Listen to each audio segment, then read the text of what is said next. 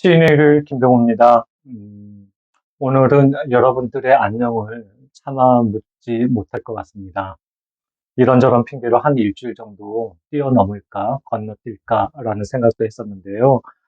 이 영상은 실시간으로 보시는 것도 아니고 선택적으로 보시는 것이니까, 그리고 무엇보다 여러분들과 저의 약속은 무거운 것이기 때문에 아주 늦은 밤에 이렇게 영상을 찍고 있습니다. 오늘 같은 날은 윤동주의 쉽게 쓰여진 시, 혹은 김수양의 거대한 뿌리, 아니면 김남주 시인의 아주 예리한 서정시들을 읽으면 딱이겠다라는 생각이 들기도 하는데요. 오늘은 그냥 한 발자국 이렇게 멀리 떨어져서 연민이라는 테마로 제가 좋아하는 시 서너 편을 읽어볼까 합니다. 그래서 오늘 영상의 제목을 혼자 읽으면 위험하거나 따뜻하거나 로 정해보았습니다. 말씀드리지 않아도 다 아시겠지만 문학은, 그리고 시는 기본적으로 개인의 고통을 공동체의 문제로 공유하는 예술적 소통 행위입니다. 고립된 개인의 아픔이 아니라 우리 사회, 그다음에 우리 사회의 구성원 모두가 함께 고민하고 보듬어야 하는 고통입니다. 이 고통과 슬픔은 어떤 특수한 경우에만 생겨나는 것이 아니라 누구에게나 언제라도 일어날 수 있는 어떤 재난과 같은 것이죠. 타인의 고통이 머물렀던 자리에 내 몸과 내 마음을 겹쳐보는 것. 타인의 슬픔을 단지 동정하거나 연민한 것이 아니라 그 아픔의 시면에 자신의 몸과 마음을 던져 넣는 것. 그 자리가 바로 문학의 자리이고 시의 자리가 아닌가 하는 그런 생각을 해보는 요 며칠이었습니다. 타인의 고통에 나의 고통을 포개 넣는 것이야말로 문학의 해방적 에너지라고 저는 생각하기 때문인데요. 이런 맥락에서 천냥이 시인의 시 다행이라는 말을 먼저 읽어보도록 하겠습니다. 다행이라는 말, 천냥이. 환승역 계단에서 그녀를 보았다. 팔다리가 뒤틀려 온전한 곳이 한 군데도 없어 보이는 그녀와 등에 업힌 아이, 그 앞을 지날 때 나는 눈을 감아버렸다. 돈을 건넨 적도 없다. 나의 섣부른 동정에 내가 머뭇거려 얼른 그곳을 벗어났다. 그래서 더 그녀와 아기가 마음에 걸렸고 어떻게 살아가는지 궁금했는데 어느 늦은 밤 그것을 지나다 또 그녀를 보았다. 놀라운 일이 눈앞에 펼쳐졌다. 나는 내 눈을 의심했다. 그녀가 바닥에서 먼지를 툭툭 털며 천천히 일어났다. 아무 일도 없었다는 듯이 흔들리지도 않았다. 자, 집에 가자. 등에 업힌 아기에게 100년을 참다 터진 말처럼 입을 열었다. 가슴에 얹혀있던 돌덩이 하나가 쿵 내려앉았다. 놀라워라. 배신감보다 다행이라는 생각이 먼저 들었다. 어떻게 그럴 수 있느냐 비난하고 싶지 않았다. 멀쩡한 그녀에게 다가가 처음으로 두고 사세요. 내 마음을 건넸다. 그녀가 자신의 주머니에 내 마음을 받아 넣었다. 그녀는 집으로 돌아가 따뜻한 밥을 짓고 국을 끓여 아기에게 먹일 것이다.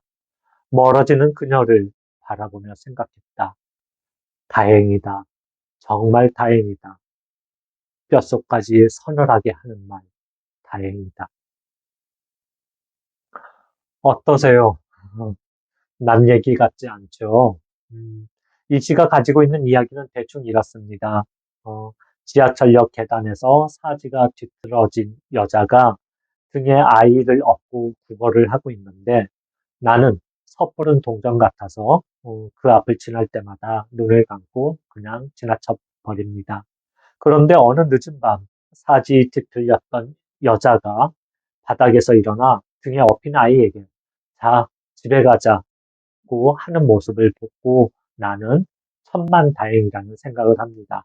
그리고 부부사라고 돈을 건넵니다. 참 다행이다 라는 마음을 가지고. 인간에게는 여러분도 마찬가지고 저도 인간이니까 마찬가지인데 인간에게는 자기보호 본능이라는 게 있습니다. 슬픔이라는 게 아픔과 고통이라는 게 무슨 전염병도 아닌데 타인의 슬픔 앞에서는 나도 모르게 몸을 도사리게 되죠. 하지만 한겨울 지하도에서 그 국어를 하는 노인이나 먼 나라의 아이들이 우물이 없어 흙탕물을 마시는 사진 앞에서 잠시 발걸음을 머뭇거리는 것도 우리의 본능입니다. 그런데 현대사회는 이렇게 자기 보호 본능만 훈련시키고 강화시키면서 타인의 고통을 자기 것처럼 느끼는 어떤 공감의 능력을 점차 축소시킵니다. 시는 타인의 고통에 대처하는 현대인의 자세에 대해 깊이 성찰할 수 있도록 우리를 이끕니다. 우리는 우리 앞에 혹은 우리 옆에 놓인 슬픔이나 아픔에 오히려 공격적이거나 무관심의 표정으로 스스로를 가두곤 합니다. 어둠 속에서 누군가 나를 부를 때, 나에게 그의 어둠이 옮겨오지는 않을까 전전긍긍하기도 하고 두려워서 차마 그 어둠 속으로 손을 내미는 걸 주저하기도 합니다. 이 시를 읽으면 나 자신을 보호하는 것만으로도 버거워 타인의 아픔을 애써 외면했던 크고 작은 그 순간들이 떠오르지 않으셨던가요? 음, 다음은 조금 더 내밀한 시를 읽어보도록 하겠습니다. 늦은 밤에 거는 전화, 심재휘. 한밤중에 일어나 어둠 속에서 휴대폰을 받는다. 경상도 사내의 낮고 짧은 사투리. 벌써 사흘째 밤마다 어둠의 저편도 어둠일 텐데 아직 집에 들지 못한 사내는 춥고 가난한 이름 하나를 오늘은 묻지 않는다. 못내 전화가 끊어진다. 이 번호는 며칠 전부터 내 번호가 되었다고 매일 밤 말해보아도 그에게는 믿고 싶지 않았던 사흘이 있었나 보다. 매번 마지막인 결심이 있었나 보다. 잘못 거는 전화인 줄 알면서도 별 수 없이 또 전화를 넣어보는 저 한밤의 심사.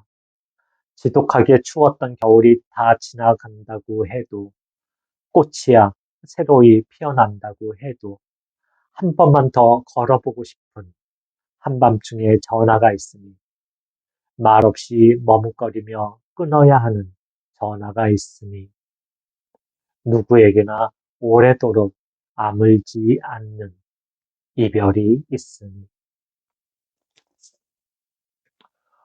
어, 여러분은 혹시나 이런 경험이나 이런 아픈 사랑의 기억이 있으신가요? 이 시를 읽으면서 혹시 어떤 질문 같은 게 생기지는 않았고요. 음, 이 시의 화자는 잘못 걸린 전화인 줄 알면서도 왜 전화를 받아주고 어, 전화를 거는 사람 역시 자기가 잘못 거는 전화인 줄 알면서도 왜 계속 전화를 하는 걸까요? 음, 시적 화자는 보통 밤늦은 전화는 받지 않거나 한 번 잘못 걸린 전화는 어, 그 한 번 잘못 걸린 전화였다면 수신 차단을 할 수 있는데 잘못 걸린 전화가 올 때마다 꼬박꼬박 받아줍니다. 여러분 같으면 이 전화를 받으실 것 같으세요?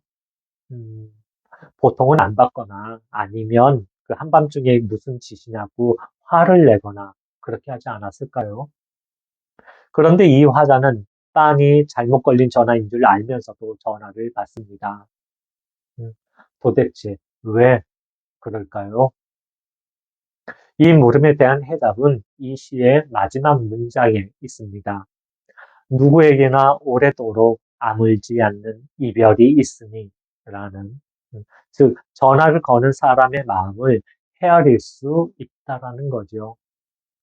이때 마음의 헤아림을 동정 혹은 자기 연민이라고 할 수 있는데요.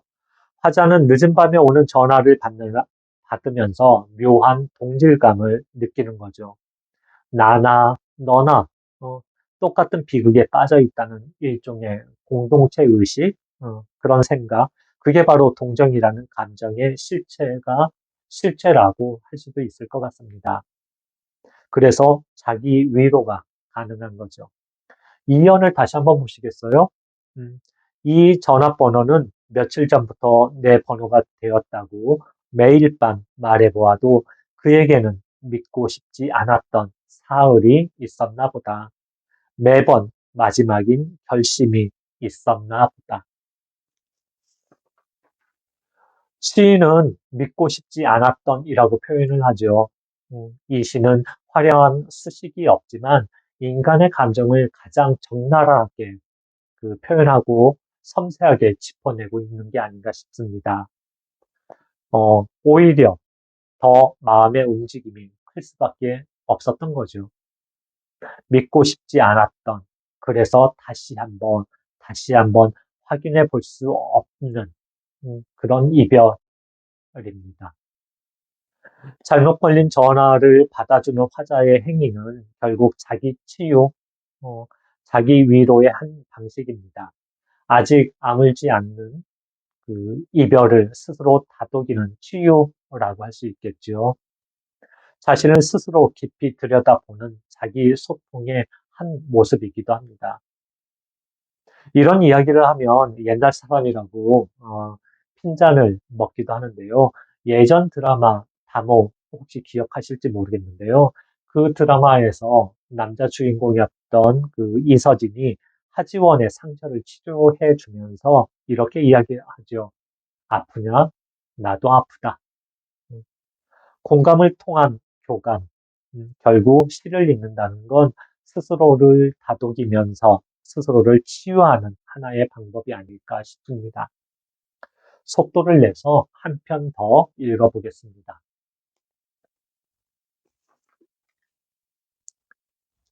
코끼리 모자, 이홍섭.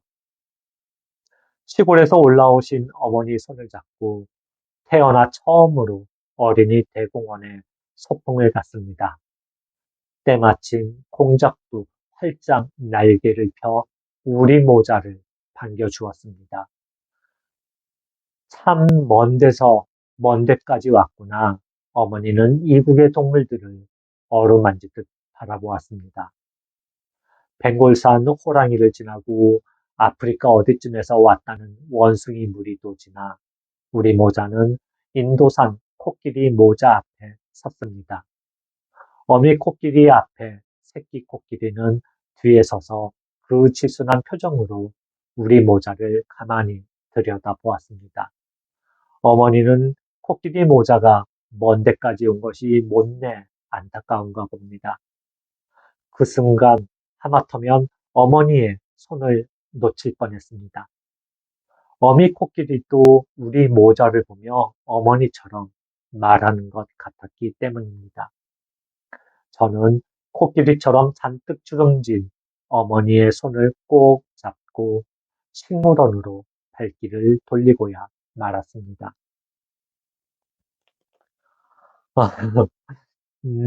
나이든 아들이 늙은 어머니를 모시고 생전 처음으로 어린이 대공원, 그 동물원에 구경을 온 거죠. 어머니는 아프리카며 인도며 남극 뭐에서 온 동물들을 보면서 참 먼 데까지 왔구나 하며 신기해 하십니다. 그런데 화자는 그 인도 코끼리 앞에서 서둘러 어머니의 손을 붙잡고 도망치듯이 식물원으로 발길을 옮기고 맙니다. 여기에서 시적 감정이 파장을 일으키게 되죠. 도대체 왜 나는 서둘러서 식물원으로 발길을 돌려야 했을까요? 생각해 보셨어요? 음, 거칠게 이야기하자면 들켰다고 이야기하는 게 맞을까요? 아니면 이심전심? 음, 아마도 인도산 코끼리, 인도 코끼리 엄마와 내 어머니의 정서적 연결에 대해서 화자가 뜨끔했던 것 같습니다. 상호 동정의 어떤 그 감정이 작동했기 때문이 아닐까요? 시인은 이렇게 이야기를 합니다. 어머니는 코끼리 모자가 먼 데까지 온 것이 못내 안타까운가 봅니다. 그 순간 하마터면 어머니의 손을 놓칠 뻔했습니다. 어미 코끼리도 우리 모자를 보며 어머니처럼 말한 것 같았기 때문입니다. 라고요. 어머니가 코끼리 모자를 바라보는 시선과 어미 코끼리가 우리 모자를 바라보는 시선이 다르지 않다라는 걸 나는, 화자는 느끼게 됩니다. 순전히 화자의 착각일 수도 있겠지만 화자가 화자 자신을 바라보는 또 다른 시선이라고 할 수도 있겠죠. 감히 사람이 나와 어머니를 안타깝게 바라보는 어, 어미 코끼리가 건방지다고 생각하지는 않으세요? 어미 코끼리와 나의 어머니가 동일시되는 조건, 어떤 동정의 감정이 교류되는 부분은 바로 시인의 그, 그 인식에서, 인식에서 보여집니다. 저는 그 코끼리처럼 잔뜩 주름진 어머니의 손을 꼭 잡고 바로 이 대목이 어머니와 어미 코끼리가 다르지 않다라는 것을 보여준다고 생각이 되는데요. 그럼 이 둘은 어떻게, 왜 다르지 않을까요? 음, 먼 데까지 왔다라는 거죠. 참 먼 데까지. 그런데 이 먼 데가 조금 다릅니다.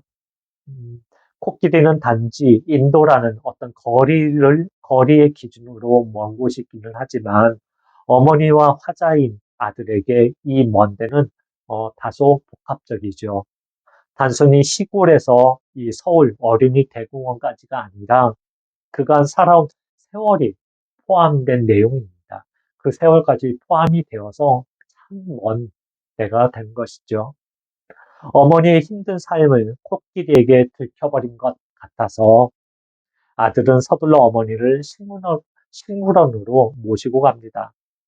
남들에게 보여주고 싶지 않지만, 음, 이왕이면 꼭꼭 숨기고 싶지만, 그럼에도 불구하고 숨겨지지 않는 것들이 있죠. 그런데 이것들은 남의 눈에 먼저 들키는 것이 아니라, 음, 바로 나의 시선, 내부 검열을 통해서 먼저 드러나게 됩니다. 자신을 바라보는 또 다른 자아의 시선 때문이지요. 뻔뻔해져야 하는데, 가끔은 이렇게 뻔뻔해져야 하는데, 그러지 못하는 선한 마음, 괜한 자격지심이라고 할 수 있는 이 마음이 이 작품에서는 안타깝게 그려지고 있습니다. 우리는 지금 나의 마음이 어떤지를 스스로 쉽게 알 수 있습니다. 하지만 다른 사람이 가진 심적 상태를 우리가 어떻게 알 수 있을까요? 다른 사람의 마음을 우리는 어떻게 알 수 있을까요? 음, 그 심리 철학에서는 타자 마음의 문제를 해결할 수 있는 열쇠가 내 마음이 상대방의 마음을 모방하는 것, 곧 공감이라고 봅니다. 그러니까 이게 우리가 어떤 그 시를 통해서 타인의 마음을 공감하는 것, 이게 우리가 시를 쓰고 시를 읽는 하나의 이유가 되지 않을까 싶습니다. 타인의 고통에 공감하는 것이야말로 바로 문학의 힘입니다. 그리고 시는 타인의 아픔과 고통에 반응하는 우리의 자세라고 할 수 있겠죠. 제가 이번 학기 내내 그 강의실에서 학생들에게 시의 마음은 이런 거다라고 하면서 읽혀주는 시가 있는데요. 오늘 마지막 작품으로 한번 읽어볼까 합니다. 땡땡땡 윤재린. 춘계의 야구대회 1차전에서 탈락한 산골중학교 선수들이 제 몸뚱이보다 커다란 가방을 메고 지고 목련꽃 다 떨어져 누운 여관 마당을 나서고 있다. 집으로 돌아가는 길이다. 저마다 저 때문에 졌다고 생각하는지 모두 고개를 꺾고 말이 없다. 간밤에 손톱을 깎은 일도 죄스럽고 속옷을 갈아입은 것도 후회스러운 것이다. 여관집 개도 풀이 죽었고 목련도 어젯밤에 꽃잎을 다 놓아버리는 것이 아니었다며 고개를 흔든다. 봄은 미신과 가깝다. 내용이 좀 측은하지요. 우리 동네 말로는 이런 상황을 짠하다라고 하는데요. 먼 시골에서 대도시까지 왔는데 그만 1차전에서 탈락을 하고 말았네요. 그 전국 야구대회에 나간다고 교장 선생님이랑 부모님이랑 친구들이 학교 운동장에 모여서 잘하고 오라고 배웅도 해줬을 텐데 고작 겨우 한 경기 치르고 탈락을 해서 이제 집으로 돌아가야 하는 거지요. 그런데 이 아이들은 경기에 진 탓을 모두 스스로에게 돌리고 있습니다. 누가 수비에서 실수를 했다거나 누가 찬스에서 안타를 못 쳤다거나 서로의 탓으로 돌리지 않죠. 음, 경기 전에 손톱을 깎고 속옷을 갈아입은 게 행여 징크스가 되지 않았나 스스로를 자책을 합니다. 그런데 이런 마음에 여간집 개도 동참을 하고 밤새 꽃잎을 다 떨군 목련도 마음을 보탭니다. 그래서 이 시의 제목은 무엇일까요? 제가 땡땡땡이라고 읽었었는데요. 이런 건 사실은 경품을 걸고 이렇게 그 오프라인에서 즉석 퀴즈로 해야 되는데 온라인이어서 다소 아쉽긴 하지만 어, 이 시의 제목은 목련꽃도 잘못이다입니다. 시인은 산골중학교 야구부의 1차전 탈락에 애꿎은 목련까지 끌어들입니다. 모두가 한마음으로 이 아이들을 보듬어주고 응원해주고 싶어서가 아닐까요? 저는 이게 바로 시의 마음이라고 생각을 합니다. 그리고 우리가 시를 읽는 이유이기도 하죠. 자기 자신을 돌아보는 일은 참으로 어렵고 힘든 일입니다. 더욱이 우리 주변과 세계를 돌아보는 일은 더 어렵죠. 요즘이 더 그렇죠. 시는 이런 순간에 나와 세상을 이어주고 나를 나의 내면으로 이끄는 길이 되어줍니다. 물론 시가 고통이나 아픔을 치유해 주지는 않습니다. 하지만 오히려 고통을 더 깊게 하고 슬픔을 더 깊게 만들어냅니다. 이게 바로 시의 힘입니다. 그래서 우리가 스스로 견딜 수 있는 힘을 키울 수 있는 겁니다. 시를 읽으면서. 자, 오늘은 여기까지입니다. 2주 후에 다시 반갑게 찾아뵙겠는데요. 그때는 오늘보다 조금 더 평온한 날이 되었으면 좋겠습니다. 지금까지 시인의 일요일, 시 읽는 일요일의 김병호였습니다. 감사합니다.